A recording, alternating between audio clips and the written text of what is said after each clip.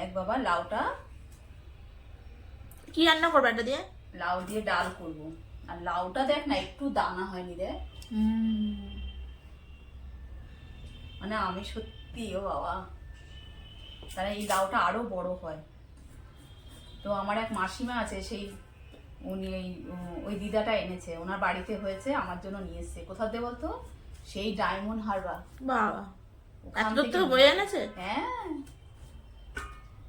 বলছে আমার মেয়ে খাবে না, হবে, আমার গাছে লাউ হয়েছে। শুধু এই আনেনি, আরো অনেক কিছু এনেছে, গুড় এনেছে।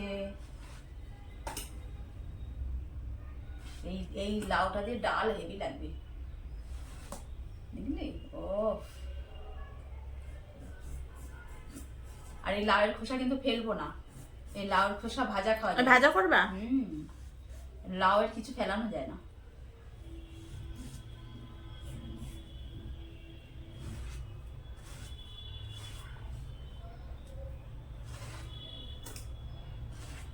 চিংড়ি দিয়ে লাউ ঘন্ট খুব ভালো লাগে।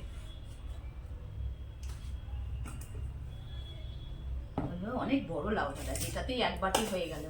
দেখি।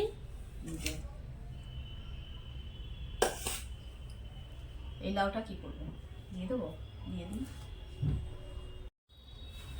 তো সত্যি দেখো, লাউটা, এটা কোনো কথা না। দেখো, এখানেও কিনতে পাওয়া যায়, সেটা বড় কথা না, কিন্তু কারোর বাড়িতে হয়েছে গাছে, আর সে আমার জন্য ভালোবেসে লাউটা নিয়েছে, সেটাই বড় জিনিস।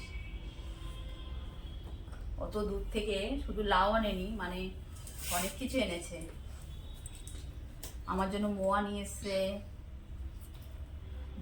গুড় এনেছে,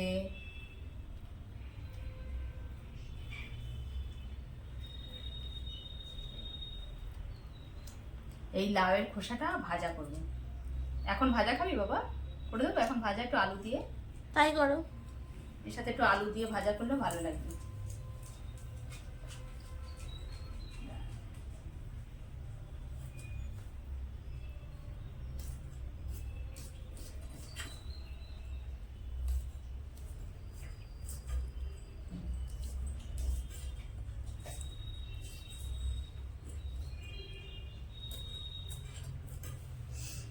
একটুখানি আলু দিয়ে দেখ, দেখি যে পেছনে যে ফুলটা এখনো রয়েছে।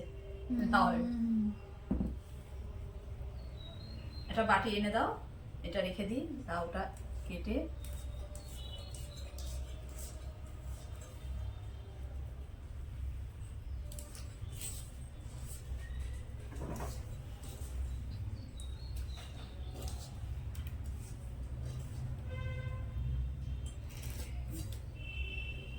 এর উপরে রাখতে লাগি। মিমো, কোথায় গেছিস বাবা?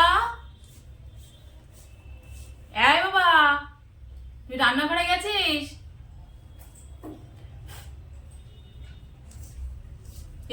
এই রান্নাঘরে কি এনে খাচ্ছিস? এই দুষ্টু, তুই হাড়টা ফেলেছিলি, ওই হাড়টা এনে খাচ্ছে রে।